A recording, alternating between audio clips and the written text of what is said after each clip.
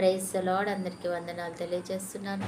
ఈరోజు దేవుడు ఇచ్చినటువంటి వాగ్దానము ఆదికాండము 16వ అధ్యాయము 13వ వచనంలో రాయబడినట్టుగా, చూచుచున్న దేవుడు అని తనతో మాట్లాడిన యెహోవాకు పేరు పెట్టెను. హాగరంట దేవుడికి పెట్టిందంట, నువ్వు చూచుచున్న దేవుడివి. ఎందుకంటే ఈ అరణ్యంలో పారిపోతుంటే తన భర్త లేకపోతే తనకు గర్భంని ధరించడానికి కారణమైనటువంటి అబ్రహాం కానీ, తన యజమానురాలు ఇన్ని రోజులు నన్ను చూచిన యజమానురాలు కానీ, తన ఇంటికి వారసుని తెస్తున్నారు అన్న ఆలోచన కూడా లేకుండా ఆమె పారిపోతుంటే ఎవ్వరు కూడా తనని పట్టించుకోలేదు. ఎవరు కూడా తనని గమనించుకునే పరిస్థితి అక్కడ లేదు. ఆ ఇంటి వారు కూడా ఎవరు కూడా గమనించలేదు. ఆమె అరణ్యం దాకా వచ్చేసిన ఎవరు ఆమె వెంట రాలేదు.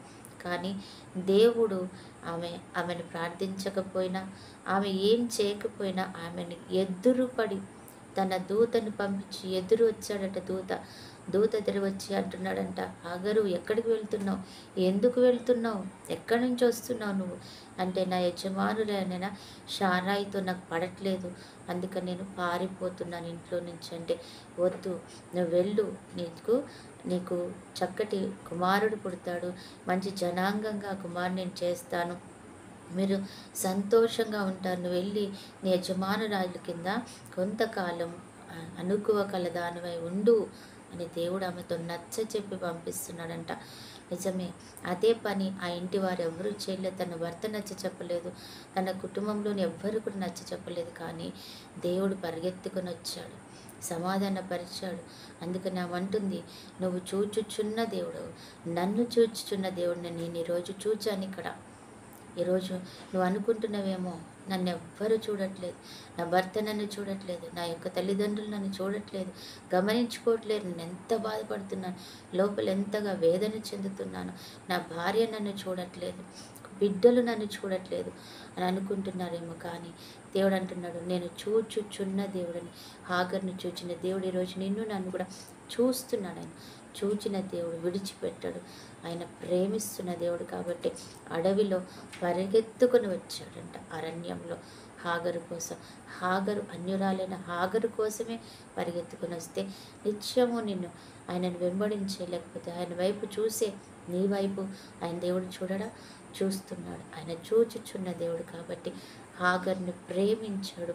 హాగర్కి ఒక మంచి కుమారునిచ్చాడు, ఆమెకు ఒక మంచి భవిష్యత్తునిచ్చాడు.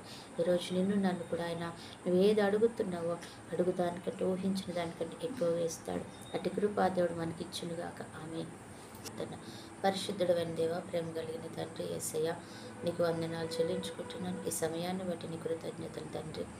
మరి ప్రభా, జ్ఞాపకం చేసుకోండి, హాగరు అయ్యా తండ్రి ప్రవేశ అని అరణ్యంలో ఎదురుపడి వచ్చిన దేవుడు ఈరోజు నీ కొరకు నా కొరకు కూడా తండ్రి ఆయన పరిగెత్తుకుని వస్తున్నాడు.